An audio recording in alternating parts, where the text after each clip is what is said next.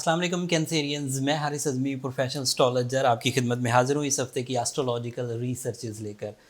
अक्टूबर का आखिरी हफ़्ता बड़ी चेंजेस का हफ़्ता साबित होगा। 2022 में ऐसा टाइम आपने पहले नहीं देखा होगा। इतनी तेज़ी से सोलर सिस्टम में चेंजेस आने लगी हैं। 25 ऑफ अक्टूबर को सूरज ग्रहण है, ये एक तब्दीली है। 25 ऑफ अक्टूबर को ही नया चांद है, आपका रूलिंग प्लैनेट वो भी स्कॉर्पियो एंगल पर है। That is not a good position for the moon. And 25 of October को ही मरकरी स्कॉर्पियो एंगल पर चला जाएगा।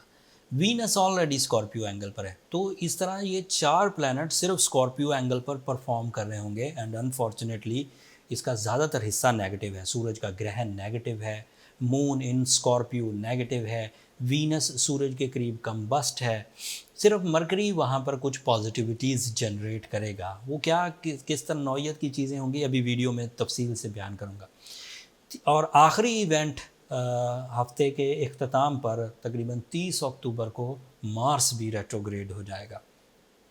अब ये सिचुएशन हमें पूरे साल कभी फेस नहीं करनी पड़ी कि short term planets, almost all short term planets एक नेगेटिव पोजीशन पर चले जाए एंड फिर जुपिटर भी रेट्रोग्रेड हो। सिर्फ एक प्लैनेट ऐसा है सैटर्न जो आपके लिए डायरेक्ट है, एंड सॉरी टू से उसका डायरेक्ट होना भी आपके लिए 8th एंगल पर है। तो सैटर्न का नेगेटिव होना, सूरज को ग्रहण लगना, मून इन स्कॉर्पियो होना, this is not a good position. But ये शॉर्ट एक एलिमेंट है, इसमें आपको अपनी नेचुरल एबिलिटीज़ पर डिपेंड करना चाहिए और चीज़ों को संभालने की कोशिश करनी चाहिए।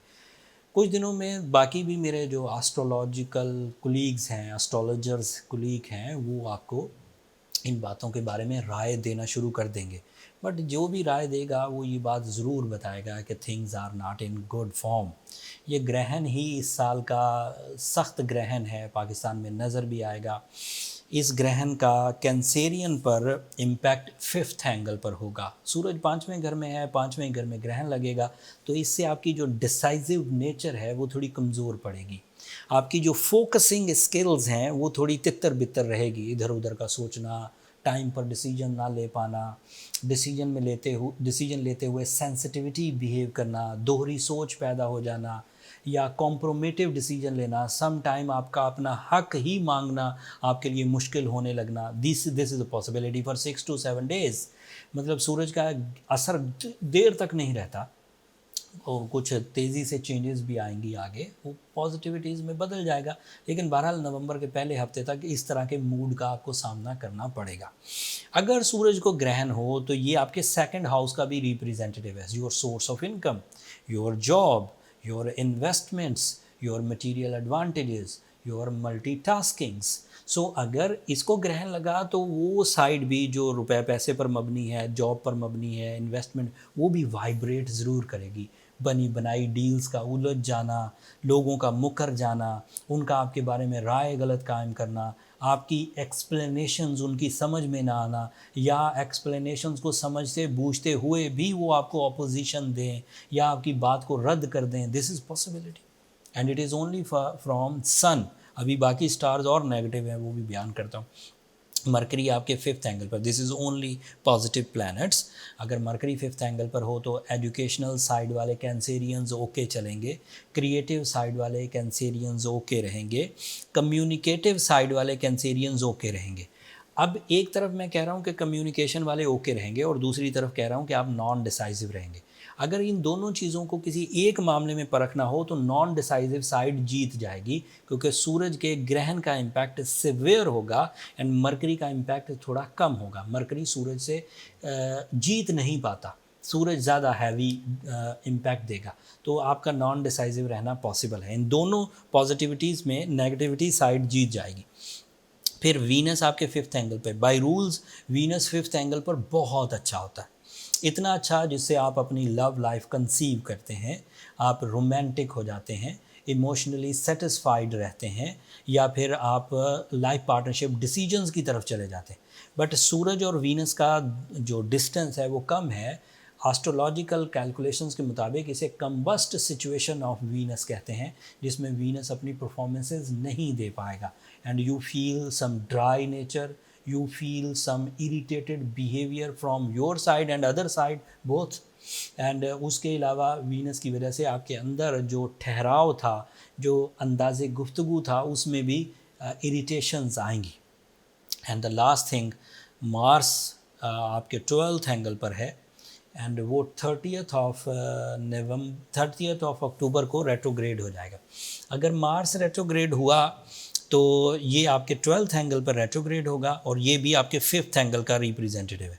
ये वही 5th एंगल है जिसमें सूरज है, ये वही 5th एंगल है जिसमें मरकरी है, ये वही 5th एंगल है जिसमें नया चांद होगा, ये वही 5th एंगल है जिसमें वीनस है. सो आपके 5th एंगल को अच्छी खासी इश्यूज़ का सामना है इस वक्त. तो तमाम वो चीज़ें जो आपके 5th एंगल से रिलेटेड है, that is your communication, that is your relations, that is your romance, that is your deal making, that is your education and that is your concentration. इस साइड पर आपको खुसूसी एहतियात बरतनी है अगले कुछ दिनों में. चाहे आप एक मेल कैंसेरियन हैं, चाहे आप एक फ़ीमेल कैंसेरियन हैं, चाहे आप हाउस वाइफ्स हैं, चाहे आप पब्लिक डीलर्स हैं, चाहे आप मैन्युफैक्चरर्स हैं, चाहे आप बिजनेसमैन हैं, चाहे एम्प्लॉयज़ हैं, आपके 5th एंगल पर हिजान है बाय रूल्स. सो ये जो 4-5 वाक़यात सोलर सिस्टम में आखिरी हफ्ते में होने वाले हैं, ये आपके टाइम को आपकी मुखालफत में ले जाएंगे. सादा लफ्ज़ों में इसे बैड पैच कहते हैं. बिन मांगे आ गया, बिन मांगे रात भी आती है, बिन मांगे दिन भी आता है. हम लोग दिन और रात को अपनी मर्ज़ी से यूज़ करते हैं. हम सर्दियों और गर्मियों को, अरूज और जवाल को अपनी मर्ज़ी से यूज़ कर सकते हैं, बट उस यूज़ के लिए आपको प्लान बनाना होते हैं. अब वो फ्री में नहीं होगा. अगर समर सीज़न हो, जून जुलाई का महीना हो, तो गर्मी बहुत आ रही होती है, सूरज ज़मीन के करीब होता है, गर्मी तेज़ी से आ रही होती है. लेकिन उस गर्मी की सिचुएशन में आपको कुछ ठंड चाहिए, कुछ आपके जिस्म को सहूलत चाहिए, तो आप उसका कोई हल निकालते हैं, कोई शेल्टर क्रिएट करते हैं, कोई गैजेट यूज़ करते हैं जिससे आप उस नेचुरल फ्लो को तोड़ देते. तो जब वो आपको तोड़ना आ गया, जैसे रात हो जाती है, ये रात एक नेचुरल फिनोमिना है, सूरज चला जाता है, अंधेरा छा जाता है, आप फिर उस अंधेरे को दूर करने के कुछ इंतज़ामात करते हैं एंड आप सक्सेसफुली कर जाते हैं. एंड इसी तरह ये बैड पैच है कुछ दिनों का, जिसमें ग्रहण आ गया है, जिसमें नया चांद एक नेगेटिव पोजीशन पे, मून दर अकरब आपका रूलिंग प्लैनेट है, वो मिस कर गया मैं. मून अकरब के हाउस में मुनासिब नहीं होता हेल्थ के लिए, मूड के लिए एंड स्पिरिचुअलिटी के लिए, लकी फैक्टर्स के लिए. तो अब अगर ये चीज़ें हैं, सब इकट्ठी आ गई हैं, तो इन्हें काउंटर किया जाए. इसके काउंटर करने के लिए जो प्रोफेशनल प्रिस्क्रिप्शन है वो तो है ruby. As cancerians ruby friendly है टूवर्ड कैंसेरियन, मुझे तो लगता है बनाई कैंसेरियंस के लिए, बट इससे एवरेज डिफ़िकल्टीज़ रिपेयर हो जाती हैं. अगर आप थोड़ा सा सेंसिटिव हुए हैं, अगर आप थोड़ा सा डरपोक हुए हैं, अगर आप थोड़ा सा नॉन रोमांटिक हुए हैं, अगर आप थोड़ा सा नॉन डिसाइसिव हुए हैं, तो रिकवर हो जाएगा.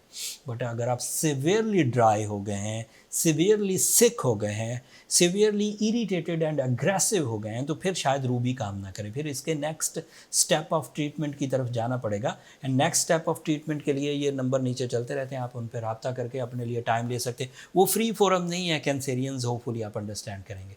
इधर से रूबी पहनिए 8 से 10 कैरेट, साथ में सूरज शम्स पढ़िए for 5 times in a day, और जब तक वो इरिटेशन ख़त्म नहीं होती उसे पढ़ते रहिए. तो उम्मीद ये है कि आप रिकवर हो जाएंगे. बट अगर ना हो सके और नेक्स्ट स्टेप की तरफ जाना पड़े तो भी उससे रिकवरी हो जाएगी. ये चीज़ें 100% क्योरेबल हैं, ठीक हो सकती हैं. इसमें डिज़ास्टरिंग कोई चीज़ नहीं है, तबाही नहीं लाएगी कोई चीज़, आप इन चीज़ों को कवर कर सकते हैं. एंड एट दी एंड मुझे ये कहना था कि सैटर्न की जो डायरेक्ट होना है 23 अक्टूबर से, ये आपके लिए कुछ ट्रबल्स पैदा करेगा. इस लिहाज से भी आपको रूबी की ज़रूरत पड़ेगी ही पड़ेगी, या फिर ब्लू सफ़ायर की तरफ भी आप हो सकता है आपको जाना पड़े, या एक से ज़्यादा स्टोन्स पहनना पड़े. वो सब प्रिस्क्रिप्शन जब आप पर्सनल डायग्नोसिस की तरफ जाएंगे तो उससे आपको सामने आ जाएंगी. That's all from my and.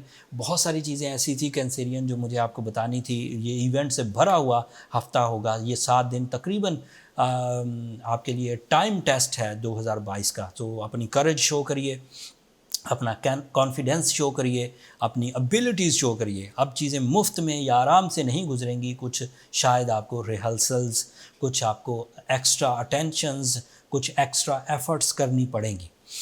अगर इस इंफॉर्मेशन से आपको इतना सा भी फ़ायदा हुआ हो और आप अपनी ज़िंदगी में कुछ नफ़ा कमाएं। तो अल्लाह का शुक्र अदा करिए और हमें भी अपनी दुआओं में ज़रूर याद रखिएगा। आपकी दुआएं न सिर्फ मेरे लिए इस दुनिया का बल्कि आखिरत का सबसे कीमती सरमाया है कैंसेरियंस।